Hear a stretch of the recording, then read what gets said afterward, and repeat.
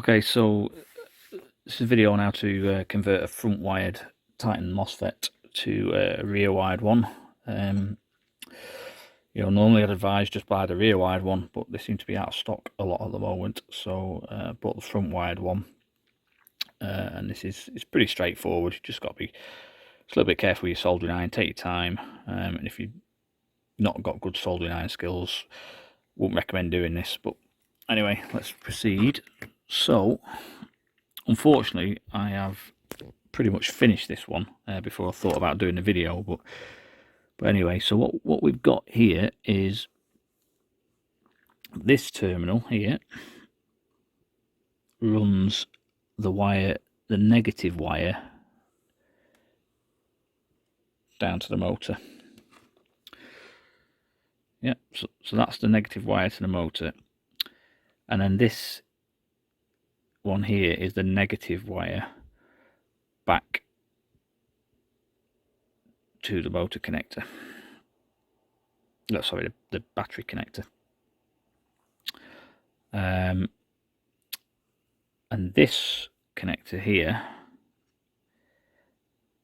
is what, on a rear wire gearbox, it needs to be spliced into the positive feed. So what we basically need to do now, and weirdly, on this Titan that I've got, you see in a lot of other videos, this wire that goes up to there is a lot thinner, and these are obviously the main motor wires that take the major current. This is probably just supply voltage to the control circuitry, whereas these are the ones that take the major current. So it's a lot thinner, but on this particular gate that I got, it was the same gauge as the motor wires, which when you come to route down here and across here, just made life a bit more tricky. So I've swapped it out for this thinner gauge wire, which should make things better. So I'll just pause this, plonk the wires in, and we'll come back. Okay, so we're back now. So yep, the negative wire that will go off to the motor runs down the front of the gearbox. This, which I think is possibly just power to the circuitry rather than the main MOSFET power, is running back along here, and what I'll need to do is splice that into the positive supply in a minute. And the other wire that's connected to here runs all the way back to a terminal here, and then connects all the way down here to, looks confusing on here, but connects to the negative side of the Deans. So this is how it should go. So when you first get this, you'll get the hefty wires here, and this wire was, like I say, it was quite hefty, and it had another piece of wire running off that way to the front, and also this wire here also ran out to the front. So reverse that, so it's going out the back, and reverse, removed that bit, which should go to the front as well, and then replaced it with this thin gauge wire. So the bit that's missing is the positive side of things.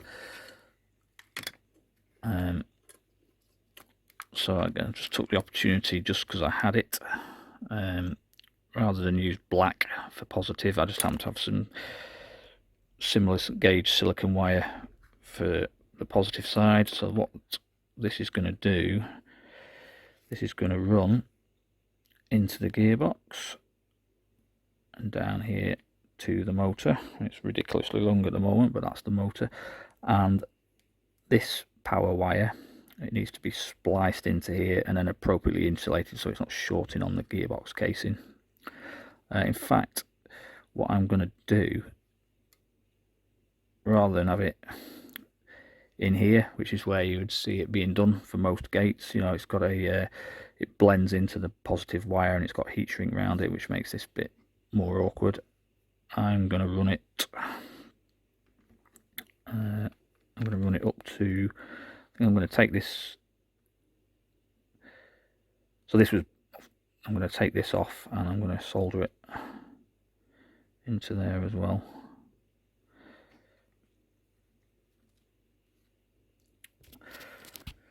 So yeah, so in summary, basically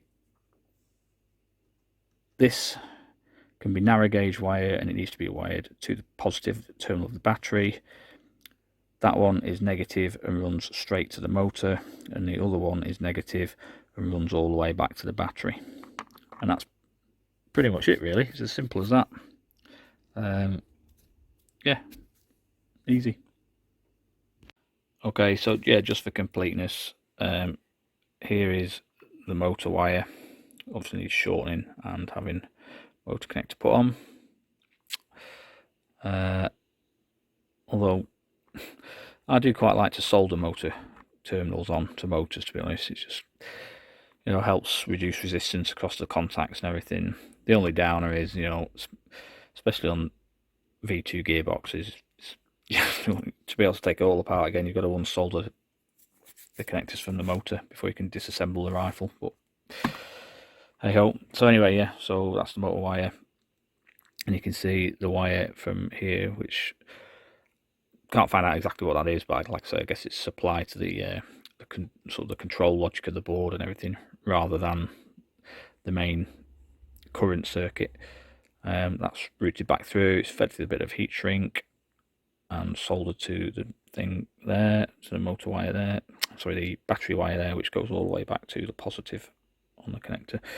So the last thing I'm going to do is scooch this heat shrink over there and shrink all that down, and see, it just fits nicer in the gearbox.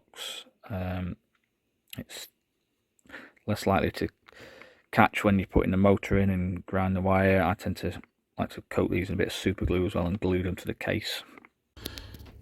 Okay, so we've got the gate dashboard up, and we're going to connect this up now and see whether this wiring's right. I'm pretty sure it will be, but let's see what happens. So we'll connect the link USB device first to the USB cable.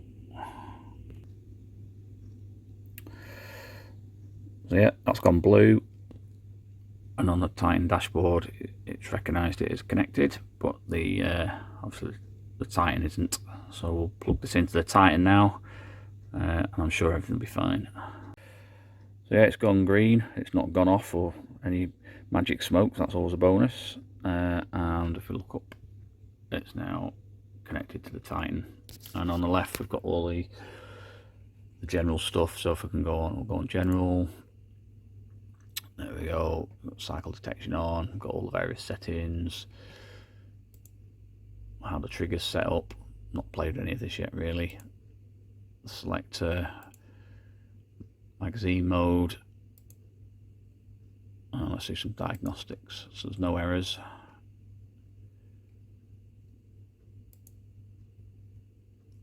And we've got all these telemetry, electrical. So yeah, all good. So yeah, that's if you can't find a rear wire one and you have to buy a front wire one, that's how to do it.